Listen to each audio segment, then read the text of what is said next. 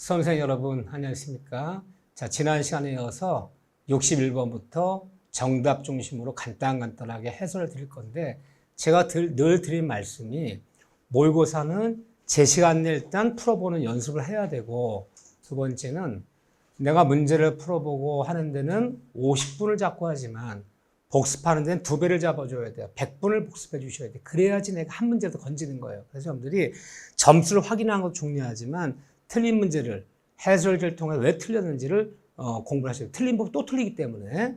그래서 복습을 더 중요시 여겨야 돼요. 점수 확인하는 게 중요한 게 아니에요, 지금요. 자, 보시죠. 61번에 전세권 소멸이요. 소멸 관련된 내용이다. 옳지 않은 것은 굉장히 중요한 문제예요, 이것도요. 또 이렇게 한번 체크를 하시고 봐주셔야 돼요, 특히나. 자, 61번에 보면 일단 정답은 3번인데 틀린 것부터. 전세된 전세권에서 전세권의 목적물인 전부가, 전세 목적 전부가 불가항력적으로 천재지변 등으로 멸실해 버렸어요. 무너져 냈어요, 장마 때. 멸실 때는 그 멸실된 부분의 전세권은 전세 통고에 의해서 소멸된다. 그건 자동으로 소멸되는 거야, 자동으로. 통고하지 않아도 자동으로 소멸되는 거예요. 왜요? 목적으로 멸실하면 모든 물건 자동으로 다 소멸하는 거예요. 뭘 통보하고 뭘 등에 말소해야 되는 게 아니에요. 그렇죠? 물건이 없는데 물건이 어디 있습니까? 그래서 자, 여기뿐 아니에요. 모든 물건은 목적을 멸실하면 소유권이건 전세권, 저당권이건 자동으로 소멸하는 거. 소멸하고 뭐 저당 같은 경우 뭐 물상대이고 또 이런 걸 논할지언정 목적을 멸실하면 모든 물건은 뭐 하지 않아도 통고하지 않아도 등을 말소하지 않아도 자동으로 소멸한다. 이렇게 알고 계셔야 돼. 통고하여야 이게 틀린 거예요, 지금요. 자, 보세요. 4번 좀 보세요. 전세 등기를 내주면서 언제까지라는 계약 기간을 정하지 않은 전세권은 쌍방모두 정하지 않았다면 언제든지 전세권 소멸을 통고할 수 있어요. 통고자가 붙으면 유예기간이 있어야 되는 거예요. 청구자가 붙어버리면 이건 즉시 소멸하는 거예요. 통고할 수 있어요. 그러면 설정자가 계약기간 정하지 않은 전세권에서 전세권자한테 오늘부로 소멸을 통고합니다. 통고하면 통고받은 몇 개 유예기간 줘라. 6개월의 유예기간을 지나야 소멸해요. 이건 전세권자가 저 나갑니다. 전세권 빼주세요. 라고 소멸을 쌍방모두 소멸 통과할 수 있어요. 언제든지. 계약을 정하지 않았을 때는. 그럼 몇 개월? 얘도 6개월이에요. 지금 물건 전세권은 나가라 그래도 6개월. 나간다 그래도 6개월. 쌍방모두 6개월 유예기간 지나야 돼요. 이거 조심하셔야 돼요. 뭐 당연히 이 지문이야 뭐 맞는 얘기고 6월이 지나야 소멸한다. 나가라 해도 6개월. 나간다 해도 6개월. 쌍방모두 6개월 유예기간 지나야 이렇게 봐주시고 나머지 분들도 좀 봐주셔야 이렇게요. 좋은 질문들이 많아요. 자, 봐주시고 자 62번에 기출지문이죠. 근데 이거 틀리고 뭐 얼마나 어이없는지 몰라요. 기출문제예요. 그렇게 짤막한 문제 나와요. 유치권의 성립요건과 관련된 얘기다. 가장 거리가 먼 것은 견연성 있는 채권이에요. 연관성 있는 채권이야 유치할 수 있어요. 견연성이 없다면 유치권은 성립하지 않아요? 맞아요. 모든 유치권의 변제기 도래가 유치권의 무슨 요건이다? 성립요건이에요. 따라서 변제기 도래 전에 미리 점유했더라도 유치권 성립하지 않고 변제기 도래한 후에만 성립한다. 그 변제기 도래가 저당권이라든가 다른 담보에서는 경매 실행요건이야. 성립요건이 아니야. 실행요건이야. 유치권은 실행요건이 아니라 성립 자체가 아니라 성립요건이에요. 또 타인성. 자기가 자기 거 유치할 수는 없잖아요. 내 것이 아닌 남의 것만 유치하는 거야. 다만 타인 것이라면 이것이 채무자 것만 유치하는 채무자 것이든 제3자 것이든 그건 관계없어요. 내 것만 아니라면 다 유치할 수 있어. 내 것만 아니라면. 타물건. 여기만 그런 게 아니죠. 우리가 말하는 제한물건, 지상권, 지역권, 전세권, 담보물건, 유치권, 저당권, 질권 모두 타물건이야. 내가 내 부동산에 가질 수는 없어요. 남의 것에만 되는 타물건이야. 그럼 타물건의 반대말이 뭐냐? 자물건. 자기가 자기 것에 가능한 물건. 이걸 자물건이라고 불러, 자물건. 그러면 내가 내 물건에 가능한 물건은 소유권, 점유권. 이 두 가지만 내가 내 물건에 가능한 물건이야. 나머지는 다 남의 것이면 돼요. 응? 타인 것이다. 맞아요. 모든 점유가 틀렸네요. 아, 불법 점유는 안 되잖아. 불법 점유. 아, 적법한 점유지 불법 점유는 유성립이 안 되잖아요. 배제 특약이 뭐? 배제 특약으로 성립 배제할 수 있다 없다? 있다. 배제 특약이 있다면 성립하지 않고 배제 특약이 없을 때만 성립해요. 유치권은 특약으로 성립 배제할 수 있어요. 이 있는 점유에 따라서 성립이 아니야 다 달려지만 모든 점유는 아니지. 불법 점유는 안 되잖아요. 이렇게. 자, 이런 게 이제 어려운 거예요. 생각보다. 적법한 점유야지 모든 점유가 유치권되는 것은 아니다 그래야죠. 자, 그래 정답은 4번이었어요. 자, 그 다음 문제 볼까요?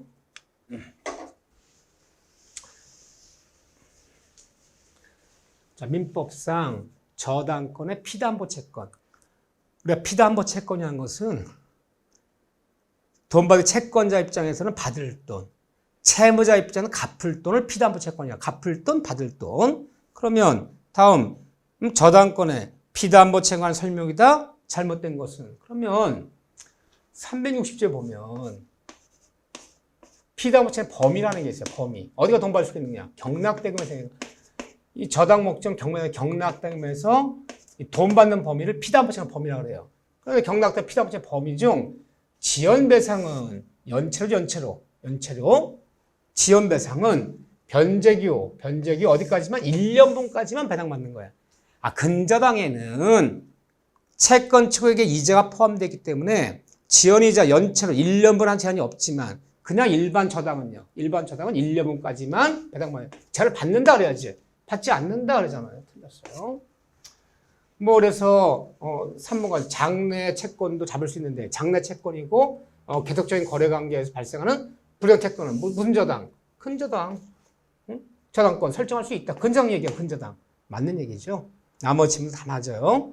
자, 5번에 설정 당시에 금전 채권이 아닌 것도 금액으로 환산하면 목적 인도 청권도 무슨 손해배상 청권도 다 금액을 환산해서 잡을 수 있다 없다? 있다. 금전 채권만 잡는 것은 아니다. 좋은 질문이에요. 가액만 등기하면 금전채 아닌 것도 저당 잡을 수 있다 없다? 있다. 요 간단한 문장이지만 다 좋은 문장이에요. 요런 들 조심하셔야 돼. 이렇게 좀 봐주시고. 자, 64번에 한마디로 얘기하면 365조에 일괄 경매 신청권에 관한 문제죠. 나대지에 저당을 잡은 후에 저당이 설정 후에 나중에 건물이 신축됐다. 돈을 갚지 않으면 토지 저당권자는 토지만 경매도 되고 신축한 건물까지 다 같이 일괄 경매도 선택권이 있다. 일괄 신청권. 다만 일괄 경매했더라도 토지에 경락된 돈을 받아야지 건물에 경락대금에서는 단돈 10원 우선만 받을 수는 없다. 그런데 자, 여기서 잘못된 것은 한번 볼까요? 일단 정답 2번 봐보세요. 선택권이 있어요. 뭐 일괄 경매는 토지 저당권자 권리지 의무는 아니야. 토지만 경매도 되고 토지만 일괄 경매도 되고 선택할 수 있는 거예요. 이때 A가 대지만을 일괄 경매하지 않았어. 대지만을 경매 시상한 경우에 갑은 건물을 위해는 법정상 취득한다. 법정상 문제는 없어요. 어떤 경우도. 왜? 우리가 말한 법정상권은 토지의 저당 잡을 때 이미 건물이 존재했고 토지 건물이 동일 소유자 출발이야. 근데 토지의 저당 잡을 때 없었던 건물을 나중에 신축해서는 토지만 경매했던 이 건물은 철거 대상이 되는 거지 법정상 성립하지 않아요. 우리가 말하는 법정상 뭐라고요? 토지의 저당 잡을 때 이미 건물이 존재하고 있었어야 돼. 그때만 법정상 문제가 논의되는 거예요. 없었던 건물을 나중에 신축해서는 무조건 철거해요. 토지만 경매했더라도. 따라서 법정상을 취득한다. 틀렸죠? 네. 나머지 질문도 어렵지 않아요. 오케이. 그렇지만 요즘은 법정상권보다 일괄 신청이 더 잘 나와 이게요. 왜? 법정상 워낙 어렵거든요. 그러니까 요즘은 어려운 문제를 내지 이렇게 너무 예전에 굉장히 어려웠던 동시항변권 예를 들면 법정시상권 이런 부분을 요즘은 간단히 내요 이렇게요. 그래서 일괄 신청 어렵지 않아도 잘 나온다. 봐주셔야 돼요. 그런 다음에 65번 문제 볼까요? 계약권 문제인데 사실은 시험장에서 지문도 길고 막 숫자가 막 나와요. 5월 11일 예를 들면 5월 16일, 5월 30일 나와요. 그 다음에 또 여기도 막 나와. 5월 27일, 쓱보기에 뭐 5월 20일, 뭐 5일 이게 나오면 일단 패스야. 어렵고 쉽고는 풀어봐야 아는 거지만 이렇게 지문이 길고 시간이 걸리는 문제 3문제 줘 일부러. 시간 부족에 걸리라고요. 그 3문제 풀려면 10분 걸려 10분. 큰일 나는 거예요. 또 풀어도 결과 안 줘. 딱 보기에 시간이 걸리겠다 싶으면 일단 패스. 나이만큼 패스 시켜야 돼. 내가 민법 문제 들어가면 내가 40대야. 그러면 40문제는 4문제는 내가 일단 패스해야지 시간을 맞출 수 있다. 내가 50대야. 지문이 길어 보이고 시간이 걸리는 거 5문제 패스해. 30대야. 3문제. 나이 앞자리만큼 패스를 해야 돼요. 시간이 걸려, 시간이. 이런 거는 일부러 시간 부족 걸리라고. 이런 걸 일부러 2-3문제 낸단 말이에요. 자, 어쨌든 한번 간단히 볼게요. 가물에게 자기소 토지를 매수할 것을 5월 10일부로 청약했고 이 청약서는 5월 16일 날 을에게 도달했어요. 5월 16일 날. 그 5월 11일 날 보는데 5월 16일에 도착했대. 이거 격지자야, 격지자. 의사동한테 4박을 걸리잖아. 격지자 문제예요. 또 그 청약서에는 5월 30일까지. 이 5월 30일 승낙 기간이에요, 승낙 기간. 이때까지는 가방을 결정한 승낙을 정했어요. 다음 사례 설명 중 틀린 것은, 일단 틀린 것만 볼게요. 일단은 4번이 틀렸는데, 4번 뭔데인가 보세요. 청약송재 을이 5일 정도면 도달하는 편지로 가백의 승낙사 표시를 하였는데, 이를 전달하자 실수로 5월 30일 날. 굉장히 늦게 들어간 거야. 이게, 중간에. 그러면 가백에 도달했다면 계약은 발송된 상표. 이 얘기는 아니죠. 어떤 연유로 지연되고 어떤 연유로 연착됐어요. 연착됐을 때는 청약자가 갑이 지연 연착 이 단어가 들어가죠. 지연 연착을 뭐 하지 않으면 통지 안 하면 연착되지 아니한 거로 봐서 계약은 성립한다. 이 단어 들어가지 무조건 뭐 지연 연착됐다고 되는 거 아니잖아요. 성립하는 언제? 상대방이 을이 발신한 날에. 이 발신한 날. 왜요? 지연인이 연착이라는 건 필연적으로 격자 문제예요. 그러니까 지연 연착 얘기가 나오면 격자가 결합된 거야. 격자끼리는 언제? 승낙을 바랬을 때. 근데 여기는 이 단어를 안 쓰고 그냥 아무 말도 없이 이렇게 늦게 도착했다면 그냥 계약을 발송하는 성립하는 건 안 되지. 무슨 단어 들어가지 맞아요. 이때 갑이 지연 연착을 통지하지 않았다면 연착되지 아니한 거로 봐서 발신시에 격자니까 발신시에 발신시에 성립한다. 그러지 않는 거지. 그냥 밑도 없이 이러면 안 되는 거죠. 시간 관리 제가 나머지는 해설 안 드릴 건데 여러분들이 차근차근 재미 삼아서 이거 재밌는 문제예요. 차근차근 한 집만 집씩 한번 그렇지 따져가면서 봐주셔야 돼. 이렇게 봐주시고 해설책 하면서 이게 생각보다 계약 청약 승낙 문제가 한두 문제 나오는데 요 사례 문제 나오면 날짜가 나올 수 있어요. 근데 시험장에는 만나면 일단 패스야. 공부 삼아서 해라는 거지. 이 긴 지문 푸는 거 1분 어떻게 풀어 이걸요. 풀 수가 없어요. 자, 모든 문제 다 풀라 그러지 말자. 하지만 뭐 3자로 한 계약이야. 우리가 뭐 당연히 맞춰야죠. 요약자, 낙약자, 수익자, 보상관계, 대가관계. 이 3자로 한 계약은 한 번도 빠져본 적이 없어요. 자, 문제 전부 다 볼까요? 일단 정답부터 볼게요.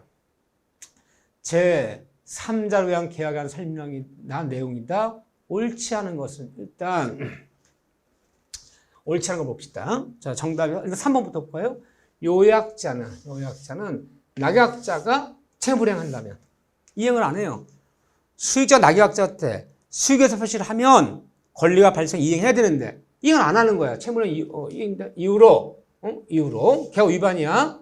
이제 3자 누가 수익자의 동의 없이도 계약을 해지할 수 있다 없다. 있다. 이거 맞네요. 만일 낙약자가 채무불이행이라면 법정 해제해야 돼. 법정 해제. 요약자는 수익자의 동의가 없이도 해제할 수 있다. 이건 맞는 지문이에요. 해제 동의 필요 없어요. 법정 해제하는 거. 법정 해제. 자, 이거 맞는 1번 볼까요? 낙약자가 약정한 3자에 대한 급부 이행을 하지 않는 경우 3자도 수익자도 해제할 수 있다. 틀렸네. 정답은 쉬웠네요. 응? 수익자는 계약 당사 아니기 때문에 어떤 경우에도 뭐가 없다. 해제권이라는 건 있을 수가 없다. 해제니 취소니 변경이니 원상회복이니 하는 것은 계약 당사 요약자만 할 수 있는 것이지 수익자는 계약도 아니기 때문에 어떤 경우도 해제 변경권이 있을 수 있다 없다 없다 있다 그랬잖아요. 틀렸잖아요. 나머지 질문들 좀 봐주세요. 특히나 5번 질문 너무너무 잘 나온 질문이죠. 보상관계. 보상은 누구예요? 요약자, 낙약자의 관계. 이 보상관계 흠결은 계약 전체 영향을 미쳐요. 계약 전체 영향을 미치지만 만약에 보상의 하자음이 생겨버리면 계약 전체가 무효처되는 거야. 그렇지만 대관계는 누가 누구 관계? 요약자와 수익자 관계는 이 둘의 관계는 두 사람의 이 내부 관계에 불과하기 때문에 여기 흠결이 있었더라도 계약에는 전혀 영향을 미치지 않는다. 너무너무 유명한 문장이죠. 이렇게요. 꼭 기억하셔야 돼요. 5번 질문. 가장 많이 나죠. 나머지 질문들도 이제는 이 정도는 여러분들 풀 수 있어야 돼요. 착착 봐주시고요. 하지만 3장 계약은 뭐 최근에 기출문제에서 한 번도 뭐 거의 빠져본 적이 없는 문제죠. 우리 봐주시고. 그 다음에 67번 문제 볼까요? 동시행의 항명권이에요. 동시항명권 문제. 동시항명 문제도 굉장히 장문의 사례 문제 나와서 막 길게 나오면 너무너무 시간이 걸리고 너무너무 어려워요. 과거에 한 25회, 26회, 뭐 예를 들면 20 몇 회 때는 그렇게 많이 나왔어요. 근데 최근은 박스 딱 쳐놓고 동시항명 고르시오. 아닌 거 고르시오. 또 문장 나오더라도 짤막짤막하게. 이 정도 문제 풀 줄 알면 문제 안 돼요. 그럼 봅시다. 민법 536조에 동시행의 항명권에 관한 내용이다. 잘못된 것은 저거 보면 내가 늘 주의하라 했어요. 이 동시항명권은 채권이 채권. 물건이 아니에요. 그러니까 쌍목에 맺은 당사자. 친히 둘끼리만 주장하는 거지. 3자한테 동시항명단만 없어. 아, 물건이 유치권이야? 이 사람 모든 사람한테 인도가 할 수 있지만요. 동시항명 채권이 쌍목의 특징이잖아. 채권이잖아요. 그런데 그 당사자를 좁게 오지 말자. 그 당사자를 좁게 오지 말고 채권 양도, 채무인수, 상속 등으로 사람이 바뀌더라도 동시항명 여전히 유지되고 전독하게 하지만 뭐 때문에 틀렸어? 경계. 경계는 동시항명권의 뭐다? 소멸이다. 요거 조심하셔야 돼요. 그런데 우리가 민법 문제 풀 때 명사가 이렇게 나열되더라. 명사가. 이게 나열되면 반드시 여기 정답이 있어요. 민법은 서술 묻는 시험이야. 이거, 이 뒷문장. 이거하고 맞고 틀리고 하는 거예요. 명사하고 맞고 틀리게 하는 게 아니야. 이 명사하고 맞고 틀리게 하는 시험은 2차 시험들이 좀 그런 게 있어요. 암기가 필요해요. 그럼 두 문자, 앞자 따서 막 외워야 돼, 이렇게요. 근데 민법은 서술형이에요. 그 서술 갖고 지문 갖고 막 틀리고 하는 거예요. 근데 굳이 명사를 나열시키더라. 그러면 거기 엉뚱하게 숨어 있어요. 그래서 민법 풀 때 앞에 명사가 3개 이상만 3개만 나열되면 주의하셔야 돼. 생략해버려야 돼. 이렇게 만약에 이거 만나보면요. 채권 양도, 채무인수 등으로 당사 변경되라도 통속한다. 이걸 안 하면 뭐냐 물으려면 그건 다 무디 나열을 하면 여기 엉뚱하게 숨어 있어요. 그러니까 명사가 3개 이상 나열되면 반드시 거기 엉뚱하게 들어야 돼. 경계는 소멸이잖아요. 틀린 거예요. 나머지 문들 뭐 그렇죠. 이번에 동시항명권은 부동산 매매가 있었을 때 특약이 없다면 담보가 설정된 부동산 매매 계약이 있어서 매도인은 소위 이전 등기와 그 담보 말소까지도 동시항명에 해당되는 거야. 유예 등기 말소까지도. 그러면 매수인 입장에서 볼 때는요. 잔금 치는 날 매도인이 소유권 이전의 편을 교부하는데 그 저당 등기 말소를 아직 안 시켜놨어요. 그러면 대금이 거절하면서 나 동시항명이야. 응? 소유권 이전 플러스 나에게 해를 끼친 등기 말소까지를 말소해달라. 이렇게 하면서 잔금 지급을 거절할 수 있다. 유예 등기 말소까지가 대금 지급과 동시항명에 들어가는 거예요. 소유 이전 등기 필요한 사람 넘겨준다 잔금 치르는 거 아니에요. 포함된다. 좋은 질문이죠. 이렇게요. 자, 이게 이제 뭐예요? 5번에. 매매 계약을 맺은 후에야 매매 목적물이 매도인수 아닌 것이 발견됐다. 매수인은 중도음지를 거절할 수 있다. 원래 선의의무자는 아무 조건 없이 중도음 치르는 거야. 선의의무자 동시항명을 주장할 수는 없어요. 그렇지만 불안의 항명권. 이게 불안의 항명권이잖아. 이때는 선의의무자도 중도음지를 거절하면서 동시항명 청할 수 있다. 응? 상대방 매도인이 내가 중도음 치렀더라도 후행의무가 잔금 치르는 날 나에게 완전한 권리 넘겨주기 곤란한 사태 벌어졌다. 소유권 넘겨주기 곤란한 벌어졌다면 중도음지 거절하면서 중도지급부터 동시에 할 수 있다 없다? 있다. 이거 뭐라 부른다? 불안의 항변권. 좋은 질문이에요. 요 질문 정도 기억해 주셔야 돼. 자, 이렇게 봐주시고. 자, 68번에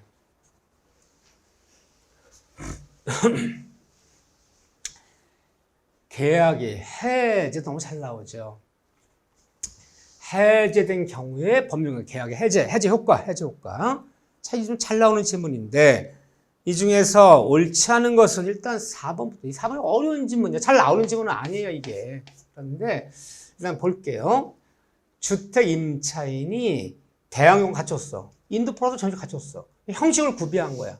임차권도 대항력을 구비한 임차인들은 해제됐을 때 보호받는 3자에 포함이 되는 거야. 등기를 갖췄거나 형식을 구비한 사람.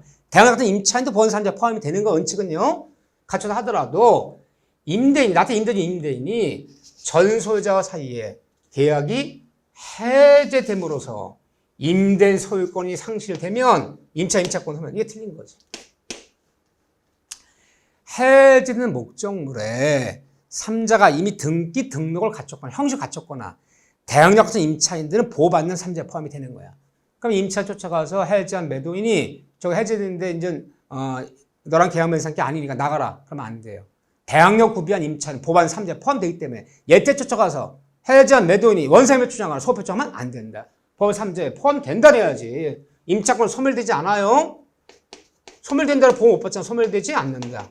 얘는 보호받는 548조 1항에서 말하는 보호받는 3자에 제3자에 포함되는 거야. 임차인은. 이거 갖췄기 때문에. 이것도 해야죠. 오케이. 하지만 5번처럼 해제에 의해서 소멸하는 채권을 양수한 양수인 3자 계약에서 보호받는 3자에 포함되지 않는다. 응? 그렇죠. 왜요? 해제된 목적물에 뭘 갖춰야 돼? 채권상의 권리를, 계약상의 권리를 양수한 사람들, 계약상의 권리를, 채권상의 권리 이 단어 들어가면 보호받는 3자 포함 안 된다. 해제된 목적물은 이미 뭘 갖춰야 돼? 등록을 갖춰야지. 형식 구비했어야지. 계약상의 권리를 양수한 사람. 해제 목적은 채권상의 권리를 계약상에 채권상 이 얘기들은 등기 안 냈다는 거예요. 3자 포함될 수 없다. 포함되지 않는다. 맞는 질문이죠? 그래서 여기가 보호받는 3자 이게 좀 어려워요. 어렵지만 제가 전 요령에 따라 해야 돼요. 이렇게요. 오케이. 자, 그래서 이렇게 봐주시고 자 69번 한번 연습해 볼까요? 이건 뭐 69번은 논리가 아니니까. 매도 담보책은 절차적 규정이야. 왜란 논리가 없어. 이렇게 한다. 그 규정들을 기억할 수 없으면 자꾸 반복할 수밖에 없어요. 반드시 나오는데 담보책의 문제. 이게 물론 시간도 많이 걸려요. 이렇게 나오면 이것도 일단 패스야. 응? 다 시간이 걸리게 생겼잖아요. 그렇지만 좀 공부 한번 해보는 거예요. 자, 매도인의 담보 책임이에요. 매도인 갑과 매수인 을 사이에 토지 1000제곱미터에 대한 매매가 성립했다. 다음 중 매도인의 담보채무에 관한 내용 중 틀린 것을 골라라. 담보채무 첫째 하나씩 다 볼게요. 이 매매한 갑의 토지 위에 지상권 설정되었다. 응? 매매 목적물의 용적 권리는 제한이에요. 이미 용적 권리가 설정되어 있어 매수인 제대로 매수인 제대로 사용이 안 되는 거야. 이렇게 사용을 하게 되었을 때 이게 을이 매수인이 이러한 사실을 알고 있을 때 악의 매수인이라면 담보책임 인정할 수 없어요. 그러면 용적 권리는 제한은요. 선이만 담보책임을 인정하지 악의는 담보책임이 없어요. 악의 매수인에게도 담보책임 인정되는 건 딱 세 가지 경우야. 전부 타협 매매했을 때 악의 매수인도 해제권, 일부 타협 매매했을 때 악의 매수인도 대응감해. 저당권 실행에는 제한은 선이 악의가 같기 때문에 악의도 해제, 악의도 손해배상. 이 세 군데 말고는 악의는 아무것도 없어요. 맞는 지문이네. 매매한 토지에 저당이 설정돼 있다만 이용한 가구는 담보책임 지지 않아요. 그러면 갚으면 거 아니야, 매도인이. 매도인 못 갚아서 경매 실행 나왔을 때 담보책임 물어야지. 매매 목적물에 저당이 잡혀있다 이용한 가구는 담보책임 물을 수 없다. 맞는 얘기예요. 자, 세 번째. 토지에 가액을 지어서 수량을 지정했어요. 1000평 매매하기로 했죠. 1000제곱. 매매했는데 실제는 850평. 수량 부족이야. 이때는 선악을 불문하고 대응감액. 이때는 선의만 대응감액이 선의. 악인 대응감액이 없어요. 이거 틀렸네요. 수량 부족일 때는 선의는 대응감액이 있지만 악인은 대응감액이 없다는 거 꼭 기억하셔야 돼. 그런데 4번에 1000제곱미터 중에서 250이 병의 소유더라. 일부 탄핵 권리야. 그럼 750은 직권데 250은 직계 아니야. 일부 탄핵 권리 매매했을 때는 갑이 병으로부터 권리 취득해서 이전했을 때는 을은 매수인은 선악을 불문하고 대응감액 요구할 수 있어 없어요? 있어요. 그러니까 3번, 4번 차이점을 볼 줄 알아야 돼요. 그렇죠? 그래서 일부 탄핵 매매했을 때는 매수인 선의악이 불문하고 대응감액을. 근데 수량 부족일 때는 선의만 대응감액을. 그렇죠? 5번에 사실은 이 토지가 병의 소유였어. 1000제곱미터가. 전부 타인의 권리 매매야. 이때는 을이 선의장이 논할 필요 없어. 전부터 매매에서 선의하기 불문하고 언제든 이렇게 뭐 할 수 있다? 해지할 수 있다. 전부터 매매했을 때는 이 얘기잖아요. 이거 자꾸 연습하는 수밖에 없어요. 이렇게 그 중요한 차이점 몇 가지들. 이건 무슨 논리로 설명할 수가 없어요. 우리 봐주시고 자를 자꾸 보는 수밖에 없다. 근데 매도인 담보 책임은 이 아주 전형적인 문제예요. 이렇게 나오면 임대차 계약의 법률관의 설명으로 옳지 않은 것은 자 70번 문제에서 정답은 2번이네요. 비용사한 청구는 뭐다? 임의정이다. 원상복관단 특약이 있다면 비용사는 배제되는 거야. 다른 건 다 뭐 지당매청권, 부동매청 다 강행규정이지만 특약에 의해서 임대의 비용상임을 면제하는 것은 허용되지 않는다. 허용됩니다. 모든 임대계약 맺으면서 원상복관단 특약이 들어간 비용 배제 특약이 있다면 비용상 요구할 수 없어요. 그렇죠? 틀렸어요. 피로비는 종료 전이라도 즉시라도 산청할 수 있다 없다? 있다. 당연한 얘기고요. 나머지 분들 여러분들 줄줄 봐주셔야 돼. 이 질문도 중요한 질문이에요. 오케이. 자, 71번 볼까요? 환매는 뭐 자주 나오지는 않아요. 그렇다고 또 무시할 수도 없어. 굳이 말하자면 매매 환매 특약은 3, 4년에 한 번씩 나와요. 근데 환매 특약 그러면 동시성, 동액성, 기간의 제한이 있다. 이 동시성은 강행규정, 특약으로 배제할 수 없다. 동액성은 임의규정, 특약이 있다면 원 매매대금에 이자를 포함해도 좋다. 특약으로 이자를 포함해도 좋다. 임의규정, 기간 제한은 강행규정. 절대로 연장, 변경할 수 없다. 세 가지예요. 그러면 환매에 있어서 옳지 않은 것은 부동산 환매 특약은 3년이 아니라 5년. 동사는 몇 년? 3년을 넘을 수 없다. 또 이거 강행규정. 한번 정하면 5년, 3년 정하면 절대 연장 변경할 수 없어요. 강행규정. 틀렸네요. 동액성 특약이 있다면 이자를 포함할 수도 있어. 이건 임의정이니까 특약이 있다면. 이자 매매 등급이 비용 초과하는 약정 이게 이자예요. 동액성 임의규정 맞는 질문이야. 동시성 강행규정 동시에 된다. 그렇죠? 당연히 뭐 5번 질문 크게 볼 거 없고요. 이렇게 보시죠. 자, 동시성, 동액성, 기간 제한 보셔야 돼. 자, 그런 다음에 72번 문제 볼까요?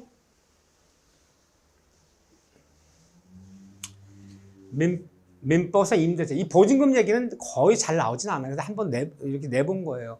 우리가 임대차 그러면 지당매 청구권, 부속매 청구권, 그 다음에 비용산 청구권, 무단 전대. 하나 더 포함하자면 수선 수리 의무. 이거 5군데. 이거 판례 쏟아지는 데거든요. 보증금 얘기는 잘 나오진 않아요. 이렇게요. 이렇게요. 판례가 마땅한 게 그게 있잖아요. 그렇지만 한번 나온 거니까 여기 보면 보증금에서 잘못된 것은 2번만 볼게요. 이 보증금이요. 민법상 임대차, 주택 임대차가 아니에요 지금. 창고 건물 같은 일반 건물 임대차야. 임차권의 대항력 유무를 불문하고 소유권이 3자에게 이전됐을 때는 보증금이라는 것도 새로운 신수에 이전돼. 이게 틀렸죠. 주임법, 상임법, 특별법에서 특별적이기 때문에 양수인에게 승계를 본다. 왜? 인도 플러스 전신고. 인도 플러스 사업등록 신청하면 대항력 취득하잖아. 근데 민법 임대차 주택 상가도 아닌 건요. 등기한 대항력 임차권은 선정할 수 있지만 등기가 안 된 부동산 임차권은 3자 신도시 주장 못하는 거예요. 이거 틀렸죠? 자, 나머지 한 번씩 뭐 읽어보시면 돼요. 여기 한번 읽어보는데 의미가 있다. 봐주시고. 자, 그런 다음에 73번 문제 볼까요? 임대차 문제가 계약 강론이 5문제 나오는데 매매가 3문제 나오면 민법에서 임대차가 2문제, 민법에서 임대차가 2문제 나오면 매매가 2문제. 이 5문제 중 2-3문제 서로 엇갈려 일으켜. 자, 73번 볼까요? 갑소의 건물을 임차하고 있던 을이 갑의 동의도 없이 다 병에 전대했다. 한마디로 뭐죠? 무단 전대하는 거죠. 임대인 갑, 임차인 을, 전차인 병. 이때 우리는 이 사람을 임차인이라 부르기도 하고 다른 말로 전대인이라 부르기도 하고 이 사람을 전차인이라 부르고 얘를 뭐 본래 건물주를 임대인이라 부르고 근데 얘 동의 없는 무단 전대야. 무단 전대도 이것도 유효하지 무효는 아니다.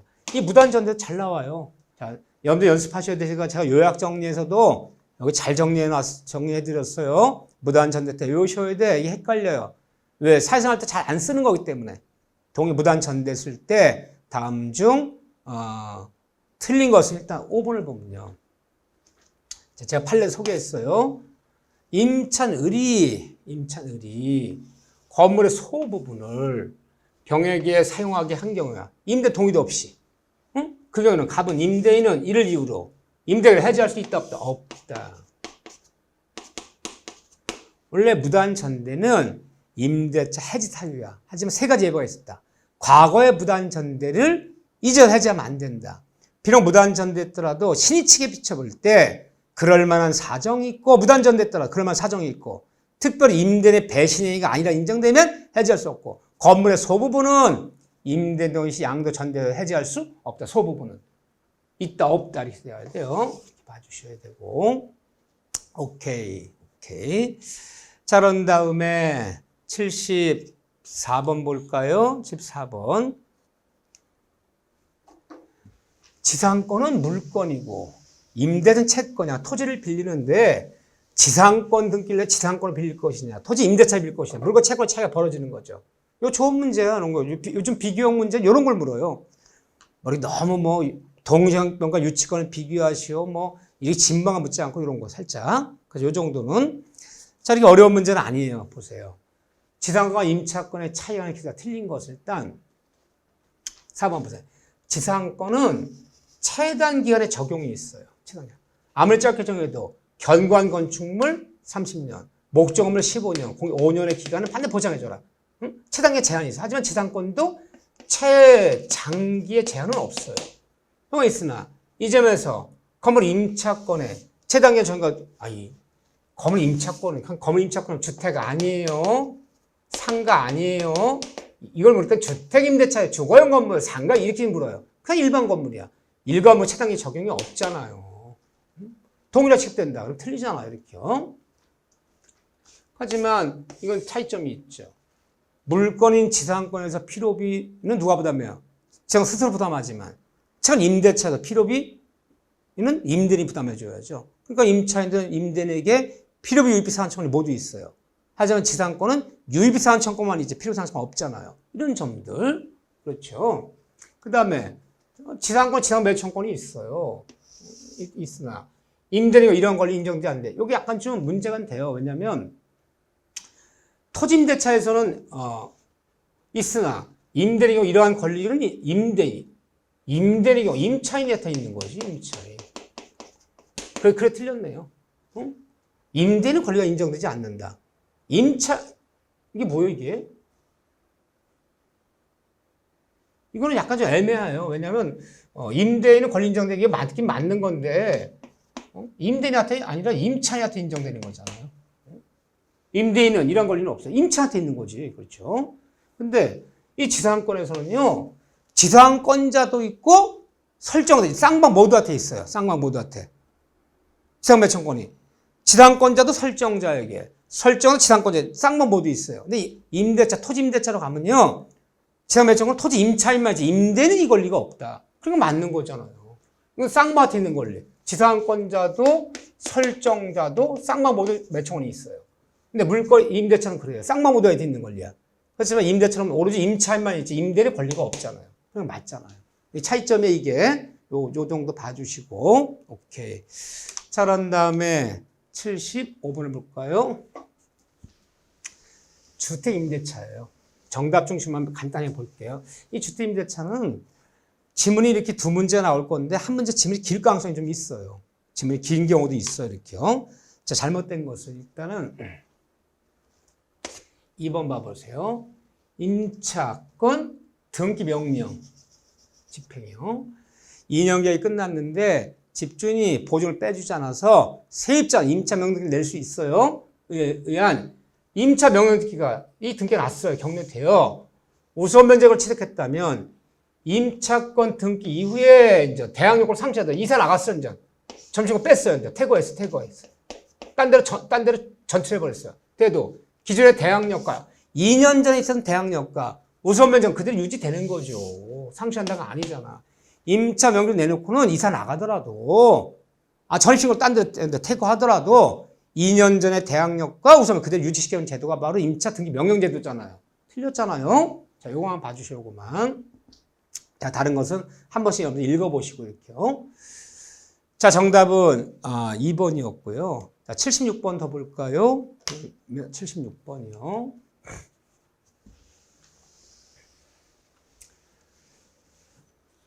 주택 임대표보다 대항력. 제가 굉장히 중요적인 질문이었어요. 대항력 문제 꼭 나온다.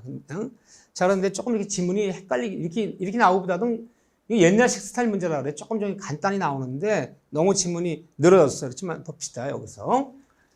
좀 진보한 문장에 3번에. 이거 맞아요. 주택 임차인이 임대인의 승낙, 동의 얻어서 임차주택을 전대했어요. 다 재임대했다는 거야. 임차인이 동의하에. 전대하고 그럼 누가 살아요? 그 집은요. 이 집은 현재 전차인이 살고 있다고요. 현재 이 주택을 쓰고 있는 전차인이 인도받고 그리고 전차인 중을 마쳤을 때는 그때부터 임차인도 대항력 취득하는 거예요. 그러니까 전차인 대항력, 임차 대항력 날짜 같이 갈 수밖에 없어요. 현재 그 집을 쓰고 있는 사람이지 임차인 지가 전입신고한 날이 아니야. 지가 3개월 전에 전입신고하고 있다 3개월 살다가 전대를 놔버리면 전차인이 다시 인도를 전입신고 받는 그때로 가는 거예요. 임차인도 같이 가는 거예요. 대항력 취득한다. 이 맞는 지문이에요. 자, 네 번째. 같아요. 이제 이 날짜, 대항력 취득 일자가 이제 같아지는 거예요. 얘를 중심으로 가는 거예요. 얘도 그때로 대항력 취득. 지가 전입신고한 날이 아니에요. 근데 4번에. 이 3번에 간접점유자가 누구예요? 바로 임차인이야. 응? 간접점유자 위치에 있는 임차인이 중력을 한때, 지가 한때가 아니라 현재 쓰고 있는 전차인이 한때 이때로 가는 거예요. 얘도. 지가 전입신고할 때면 3개월 전이 되는 거지. 틀리는 거예요. 3번과 4번만 기억하는데 요즘 이런 스타일의 문제 잘 나오진 않아요. 5번 지문도 그렇고요. 조금 문제가 이거는 약간 미스, 약간 예전 스타일 이런 거는 한 20대부터 한 23, 4회 때까지는 이렇게 이런 것들이 많이 나왔어요. 이렇게. 근데 이런 것도 너무 디테일하고 너무 실무적인 얘기들이야. 이런 것보다는 굵직굵직하게 아느냐 모르냐 이렇게 묻는 경우가 많아요. 자, 이렇게 보고. 자, 어쨌든 나왔으니까 3번, 4번 봐주고. 자, 요게 이제 실제 기출문제에서는 약간 애매한 면이 있다 그래서 그냥 모두 정답 처리를 해줬어. 그냥 문제 출제 잘못했다는 모두 정답 처리를 해줬는데 그래도 좀 더 정확한 정답은 물론 좀 그렇게 해도 조금만 애매하기만 하면 이 사실은 디귿이에요. 자, 봅시다. 을은 갑소 X상가 업무를 갑으로부터 임차하고 사업장까지 마쳤어. 근데 을이 이제 누구냐면 상가 임차인, 상가법을 얘기하는 거지, 그냥. 을의 임대차가 3대 효력. 상가 임차인 을이 이 대항력을 인정해서 제3자에게도 내 상가 임대차 주장할 수 있는 경우를 골라봐라. 폐업했어요. 그러면 안 되지. 사업자 등록이 유지될 때만 이게 전속되는 거지. 사업자 등록이 폐업해버리면 대항력권이 없잖아요. 그럼 떼지는 거야. 근데 을이 폐업 신고를 한 후에 다시 같은 상업이 등록번호를 사업자 등록을 했다면 그러면 등록한 날로부터지 옛날로 돌아가는 게 아니야. 근데 이미 삼자가 앞에 있어버리면요. 삼자가 앞에 있어버리면 대항력 없는 거예요. 근데 그 얘기를 하는 건데 이게 좀 애매했다 해서 이렇게 했어요. 근데 이건 대항력이 있죠. 병이 을로부터 이 건물을 적법하게 전차하여 직접 점유하면서 병명의로 사업등록을 하고 있다면요. 전차인이 인도파 사업등록을 내놨다면 중간에 임차인도 대항력 유지하고 있는 거예요. 그대로. 그 얘기를 하는 건데 너무 질문들이 애매하다 그래서 그냥 그냥 저기 맞는 걸 해주자 그래서 니은 디귿도 맞는 걸 해줬어요. 전부가 아니라 이렇게 니은 디귿도. 하지만 실제는 요게 이제 그 소리야. 이 등록일로부터지 최초로 돌아가는 게 아니야. 최초로 돌아가는 게 아니기 때문에 중간에 3자 생겨버리면요. 얘가 생겨버리면 대항력이 있을 수가 없는 거야. 근데 애매에 따라 다 줬는데 정확한 정답은 디귿이야. 나올 확률 다시 나올 확률은 없어요. 이렇게 저기 기출문제집 하나 염려 시험장 가면 뭐 이런 문제를 내고 날려. 그러면 꼭 2문제쯤 나와요. 그건 뭐 크게 신경 쓰면 안 돼. 그런 것까지도 우리가 맞출 수는 없어요. 자, 78번은 우리가 주의해야 되는 거죠. 공용 부분이야, 공용 부분. 복도에도 엘리베이터. 이 공용 부분은 어떻게 쓰라는 거예요? 이게 틀렸네. 공용 부분의 사용만은요. 아니야. 공용 부분의 2번이 틀렸네, 2번. 공용 부분의 사용을 어떻게 하는 거야? 사용은요. 평등하게 아니라 지분비에 따라 쓰는 게 아니잖아요. 복도에도 엘리베이터 뭐 평수 비율을 씁니까? 다른 건 다 지분 비율이야. 뭐 사용 수익도 지분 사용은 아니야. 수익의 배분, 의무 부담 다 지분 비율이지만 사용만은 평등하게. 사용만은 복도에도 엘리베이터 어떻게 지분 비율을 사용합니까? 사용만은 공용 부분의 전용 비율 사용만은 지분 비율이 아니라 평등하게. 평수 넓다 더 쓰는 게 아니잖아요. 이거 조심하셔야 돼. 나머지는 한 번씩 읽어보는 데 의미가 있고. 자, 우리 봐주시고. 가담법이죠. 이것도 기출문제인데, 기출문제에서 우리가 좀 볼 게 한두 가지 있어요. 자, 79번의 가담법에서, 다음 중 맞는 것은 3번 맞았어요. 가담법. 청산절차, 청산금. 이 청산금을 계산한 청산금은 담보권 신의 통지 당시 담보 목적물의 가액에서 마이너스 제가 받을 돈, 피담보 채권을 뺀 금액이며 그 부동산 선순위 담보권이 있다면 이 선순위까지도, 선순위 담보권까지도 계산해 줘야 돼. 이걸 포함시킨다. 하지만 이거 맞는지 뭐냐? 후순위. 청산 계산할 때 후순위 담보 금액은 계산할 필요 없어요. 다만 선순위는 내가 안고 가야 돼. 선순위 담보권을 포함해서 계산해라. 맞는 지문이에요. 근데 2번이 왜 틀렸냐? 채권자가 담보권 실행을 통지함에 있어서는 청산 없다면 없다는 뜻을 통지해줘야 돼. 없다는 뜻을 통지하고 청산 유예 기간 2개월을 기다려야지. 없다고 해서 통지를 생략할 수 없다. 근데 통지하자면 된다. 틀렸죠? 요 지문만. 나머지는 뭐 보지 마시고 2번과 3번만 보세요. 제일 중요한 지문이니까. 이런 지문 빠지잖아. 이런 지문들은 어쩌다 넣는 거야. 거지. 여기 봐주시죠. 정답은 3번이 정답이다. 자, 실질적인 얘기를 해볼게요. 우리가 1교시가 9시부터 시작해서, 아니죠. 9시부터 시작해서 100분이니까 언제예요? 100분이니까 10시 40분에 끝나요. 그렇죠? 그러면 그 100분간, 맞네요. 100분간 100문제, 80문제 풀어야 돼요. 100분간. 그런데 이 실명법은 명시다 꼭 80번 문제 나와요. 학개론 풀고 나서 41번부터 몇 번 나오는데 80번 문제를 제대로 풀고 나는 사람은 없어요. 시간 관계상. 또 실명법 어려워. 쉽게 또 이렇게 시간 걸려서 풀어야 돼. 막 그림 그려야 되고요. 또 어렵게 나와요. 거의 사례 문제가. 그래서 실제로 시험장에 들어가신 분이 10명이다라면 80번에 마지막 실명법을 충분한 시간을 갖고 풀고 나오는 사람 없어. 거의 찍다시피 해요. 시간이 부족해서. 자, 그런데 어떤 실명법도 어려워요. 봅시다. 실효성이 없어. 여기까지 선이 돌아오질 못해. 실제적으로 시험장 가면요. 그다음 매매계약을 체결한 을은 친구병과 명의상 약정을 한 사실을 매도인 갑에게 알리고 갑의 속을 병에게 이전하기로. 그럼 매매계약은요. 매도인 갑과 을이 체결하는데 얘한테 알리고 등기는 직접 이렇게 등기해달라. 뭐죠? 3자 간의 명의신탁이죠. 다른 말로 중간 생략형 명의신탁. 이때 매도인과 매수인자 신탁자가 둘이 맺은 이 매매계약 자체는 매매계약은 유효. 이때 을과 병이 맺은 명의사 약정은 이 명의사라고 부르는 거죠. 명의사 약정은 무효. 이때 매도인에서 직접 이렇게 수탁자로 이루어진 이 물권 변동은 다른 말로 등기는 다 뭐다? 무효이다. 이렇게 보셔야죠. 이렇게요. 그런데 다음 중 틀린 것은 4번이 틀렸는데 수탁자 병의 등기는 무효인 등기야. 남들은 을 것처럼 보일지 병의 등기는 무효예요. 왜? 물권 변동이 뭐라고요? 등기가 뭐라고요? 무효예요. 무효인 등기므로 이때 신탁자 을은 이 무효를 취하면 직접 병의 등기를 말소 청구할 수 있다. 이게 틀렸네요. 비록 이게 무효이더라도 얘는 아직 매매는 유효하지만 등기가 안 난 사람이야. 등기 안 나기 때문에 소유권 취득이 아직 안 된 거야. 다만 얘는 여태 등기 청구권이 있는 거야. 그럼 얘는 어떻게 말소시켜야 돼? 얘가 마음 변해서 팔아버리면 끝장나잖아요. 제3자는 선이건 악이건 불문하고 취득하자. 이럴 것 같아. 얘를 어떻게 해서? 대의해서. 명의탁에서 신탁자는 매도를 대의해서 말소시켜. 대의 말소. 지정 말소할 수 있다. 이게 틀렸죠? 이렇게 봐주세요. 이렇게. 자, 여기까지 간단하게 풀어봤는데요. 여러분 스스로가 해설지 놓고 조금 부족한 부분은 스스로 공부를 100분 이상 하셔야 돼. 이렇게 헷갈리는 부분은 여기 잘 정리 부탁드립니다. 자, 여러분들 수고하셨습니다.